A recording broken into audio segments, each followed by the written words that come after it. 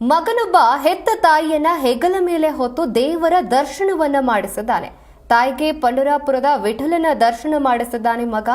ಕೆಂಪಟ್ಟಿ ಗ್ರಾಮದಲ್ಲಿ ನಡೆದಿರುವಂತಹ ಘಟನೆ ಇದು ನೋಡಿ. ಹೆತ್ತ ತಾಯಿಯನ್ನ ಹೆಗಲ ಮೇಲೆ ಹೊತ್ಕೊಂಡು ದೇವರ ದರ್ಶನವನ್ನ ಮಾಡಿಸಿರುವಂತದ್ದು. ನೀವು ಕೂಡ ಅದನ್ನ ದೃಶ್ಯಾವಳಿಗಳಲ್ಲಿ ಗಮನಿಸ್ತಾ ಇದ್ದೀರಾ. ಬೆಳಗಾವಿ ಜಿಲ್ಲೆ ರಾಯಭಾಗ ತಾಲೂಕಿನ ಕೆಂಪಟ್ಟಿ ಗ್ರಾಮ.